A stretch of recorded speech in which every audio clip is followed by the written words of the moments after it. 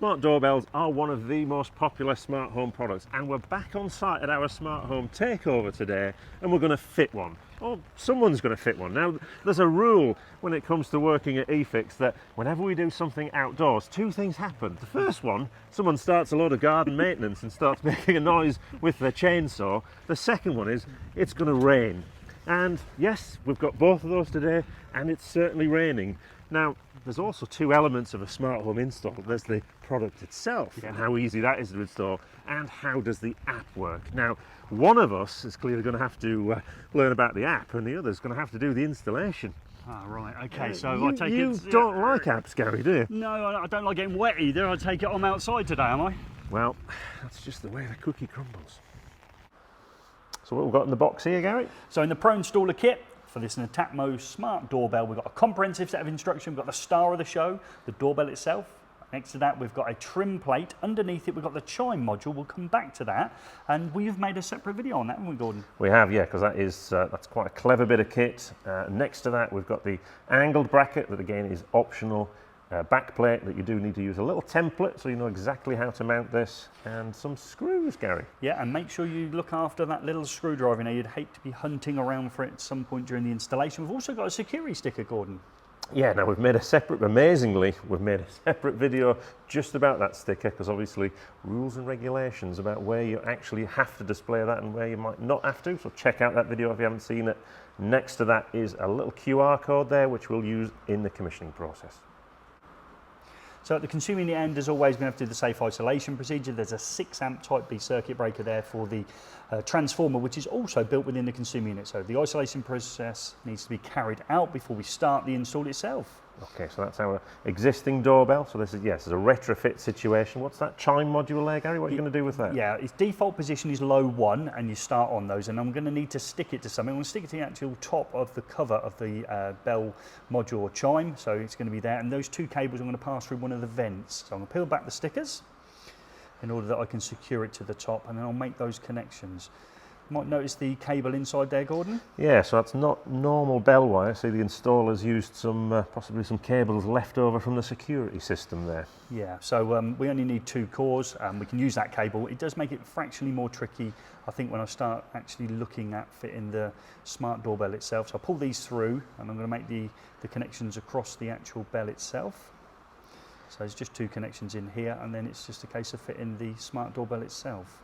Yeah, I mean, that's the thing with these bells. It's retrofit, so you have to deal with what's already in the installation, and that is quite a variable situation in terms of the transformer, in terms of what the Chime module has to do. So check out the video we've made just about that, so you can obviously be fully informed before you go to site. Yeah, clever bit of kit, Gordon, that is, clever bit of kit. Right, well, I think I'm out in the rain in a minute. Got my last connection in here before I start getting wet.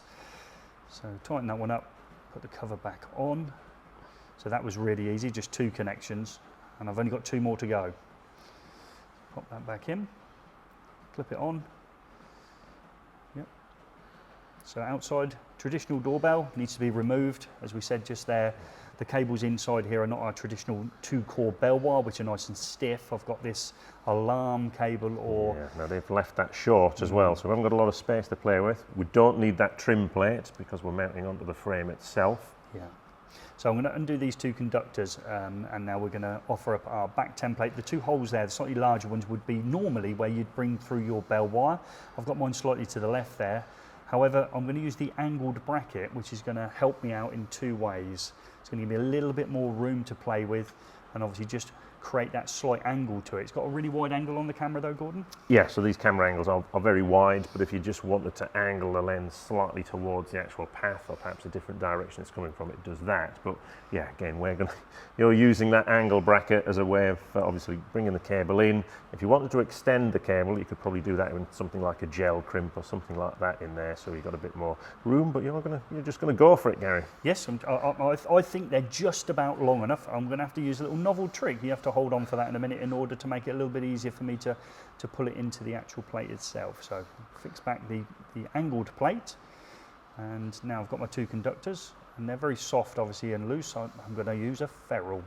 Ah, right, oh, that's good. Yeah, we always like to see a ferrule on the channel, especially used on these fine stranded conductors. Yeah, and I'm going to have to push it through into the actual connecting area. So in order to do that, it will help that being a little bit firmer. Bell wire itself, straightforward, nice and easy. So I recognise that crimp tool, Gary. yeah, I found it in your old toolbox. So there you go, so they're on. So I'm going to do both of them, and now I'm going to need to get it into here, so you can see the seals that I've got to get it through. So again, being stiff bell wire, that would push straight through. Those ferrules are going to help me now in order to get into there. Yeah, if I was doing it again, Gary, I would have lengthened those wires, but yeah. They were long enough, just long enough, but they were long enough, yeah. So I'm going to just pull those in, and that's it. I've got 2 electrical connections in here, so there was 2 in the Chime module itself and 2 outside at the smart doorbell. That's it. That's electrically how simple it is. So I've got a few more screws to get in, got the right screwdriver head in order to screw these into position. Yeah, again, those screws are in the kit. Yeah, so, they are. Yeah. So yeah, screw them back down and just make my 2 connections now. Here we go. So screw them into here, and then this terminal is going to be secured onto the plate, allowing me to clip my doorbell onto it. Oh yeah, that picks up the pins that are on the back of the actual doorbell module itself. It does. Yep. So that's me nearly finished. That is how simple it is to fit a smart doorbell. There we go. One more screw, and I just need the Netatmo Smart Doorbell front in order to clip it on, which again is straightforward. It just clips in at the top and then secured at the bottom. Final screw here, and then we're in it. Okay, that's our doorbell. Yeah, so find its position. Okay. And that's it, clip straight on. Okay, then there's a small screw to secure, and where's that? Is that a special screwdriver, Gary? When we found it again, yes, I don't know where we put it, but we did find it. Yeah, we misplaced it. Yeah, it's got like a triangle head on it in order to go in, so it's like a security screw. So that just goes into the bottom. And that is me done. So it's over to the app, I think, next. We're ready to power up. That's it. 4 connections. So again, the great thing is this doorbell works out of the box. Once it's powered up, you can use it as a doorbell. So you might come along later and do the commissioning procedure, but since you've had that easy job, I think I'm entitled to an easy job, and that's the commissioning. So it's the Netatmo Security App that we installed in a previous video on the camera. Yeah. So again, we're using that. We're going to add that to the same system. The little QR code in the box is the essential bit here. So that's you need that to do the commissioning. You don't need to put anything in terms of like Wi-Fi passwords and things like that. So we've got a white flashing LED. Yeah, we're looking for the white flashing light, and then we're going to show the QR code of the camera on the iPhone, and then we're sort of just waiting for that to pair up. So just waiting for that. It's not this simple. Yeah, we're just waiting for a nice blue tick. You know, when we start getting there we go. We're getting there. Is that it? There we go. That's the. Is that finished? Yeah, obviously you might want to name the doorbell and add it to a room or differentiate between front and back door. But look, there we go. We're getting some footage in there. And there's the bloke that fitted the doorbell. Turn it up. And let's have a look at some of those great features. So Gary, was that as easy as you made it look? 4 connections, Gordon. It was simple, wasn't it? Yeah, you saw in that video how easy it is to fit the Netatmo Smart Doorbell. Yeah, for me, yeah, really, really easy. However, as always, it seems, the app didn't seem any trouble either, did it? Well, no, it was, again, it's a simple process. And again, what we're finding on these smart products, any problems you do have tend to relate to the installation. So we have made a separate video that looks at some of the problems you might experience. We've got a rig there that we've put together that explains how the Chime module works. Yeah, this here, yes. Because it's always down to, you're fitting something to an existing system that when it was first designed wasn't really designed to have sophisticated electronics to the end of it, and there is some compromise in there. The quality of that in terms of what the transformer's like. Yes. So watch that video. So you'd be amazed at the voltage you get from an 8-volt transformer. It's very giving, I think, of its voltage. Yeah, very, very generous. That can work for you or against you, and obviously the cabling, that's used in the installation. Obviously, volt drop, things like that. The quality, they'd used bell wire in that installation used. It would have been a lot easier to fit. So that was probably the most difficult part of it, and that wasn't my fault, was it? The bell wire wasn't there, but other issues can be obviously working out where you've got to do that Chime module and the voltage. Yeah, and the same applies obviously to to when you're commissioning these systems as well. Yes, you do need Wi-Fi at the door. You do, yes. Yeah. You'd like to think it'd get to the front door though, wouldn't you? Yeah, it should, and there's different flavours of Wi-Fi. so you can have some routers will give you a 5 gigahertz Wi-Fi. Right, okay, and some will give you 2.4 gigahertz. Right, and which of those two do you need? For smart devices, we're seeing it again and again. It's the 2.4 gigahertz that's needed, because that gets you. So just say that again. The 2.4. That's a top tip, I would suggest. Absolutely 2.4, because that gets you the range of Wi-Fi. Yeah. You're not after really high outputs of data. That's what 5 gigahertz gives you. But 2.4, that is the key. Yeah. You know, the kind of questions you get: has the customer got the latest version of their operating system for the phone? Yeah. Have they set up the app? You know, because it's obviously their details that go in there to do that setup. It's things like that slow the commissioning process down. But the actual pairing. Yeah, seemed very simple, didn't it? So one thing we didn't show there, we could have done, because the camera itself is infrared, isn't it? It was getting late at night, obviously the rain was getting a little heavier. So we'd like to now go through that process. We'd like to perhaps use this one, approach this one, and see what happens to your phone when someone rings the Netatmo Smart Doorbell. So let's role play it, Gordon. I've got the Netatmo Smart Doorbell here. It's all energized and ready to go. You've got your phone ready. I'm going to walk up the garden path. I'm approaching it now. I can see a blue LED light on it. Yes, that's the doorbell's in a standby mode. Obviously, the camera has already detected you. I've had a notification that the camera's seen somebody. Right. Okay. And obviously, that might be useful if you're not an intended visitor and you've got some other purpose and you're peering through the letterbox. I would have already had that alert. But if you now push that, push the push, we'll have a blue flashing light. Yeah, we've got a blue flashing light. So now straight away, I've had a notification that somebody's rang the bell, and there's an incoming call. Notification here, and so I can now answer that, and now my phone's going to connect to the doorbell itself, and you should see that a red LED. Yes, I have now a red LED. Yeah, red LED. A red LED, yes, yeah, I do, something like that. And obviously, so I can see you there, and I can now. I'm going to answer the call. Gary, we're in the middle of a video here. I don't really want to answer the door. Sorry, Gordon. Enough said.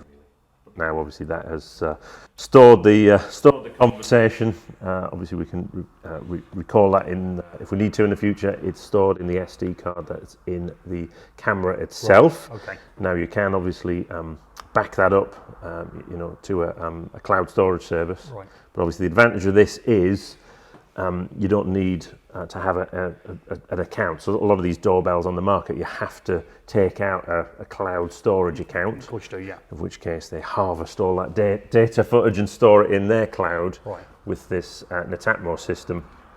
You've got a choice of where that data is stored. So either left in the doorbell itself. There's a SD card at 32 gigabytes, is that right? Yeah, and obviously that's plenty of storage in there for lots of obviously events that you choose to record. Right.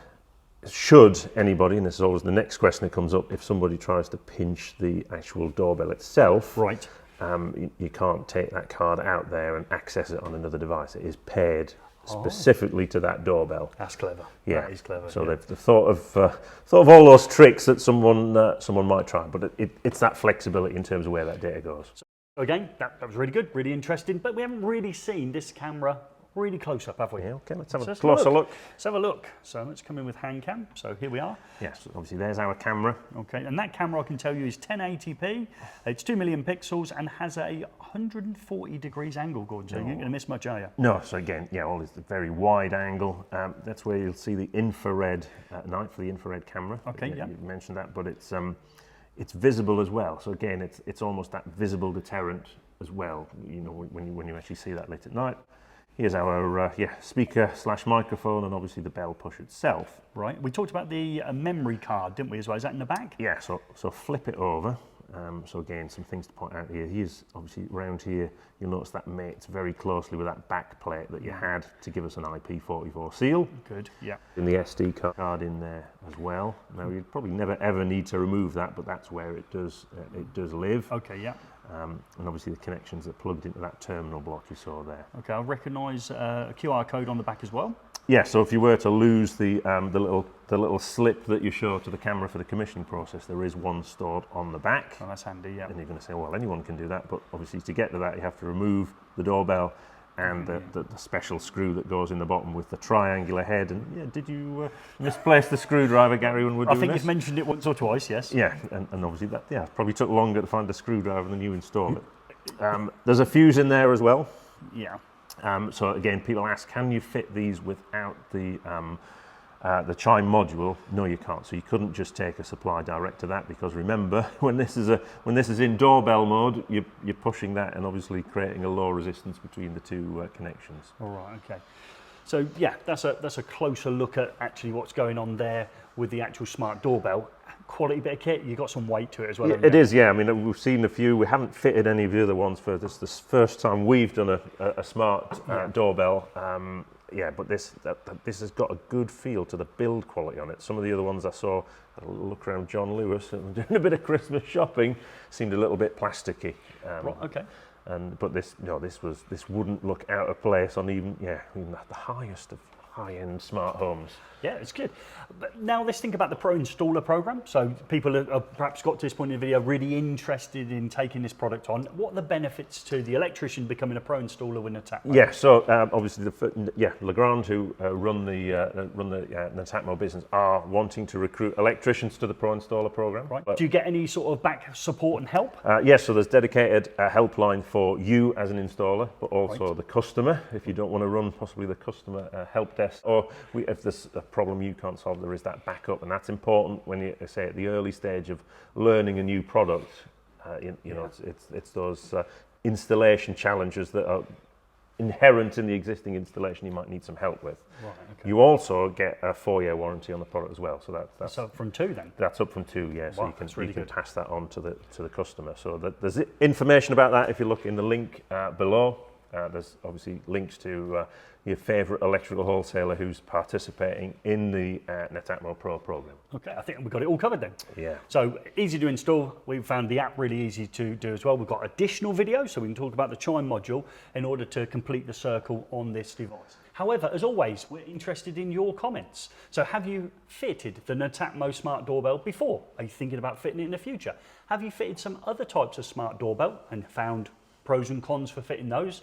Again, check out the comments below. Can you help somebody else within our community by the experience and feedback that you can give them? We'll also chip in on those comments, and we look forward to getting back to as many as we can.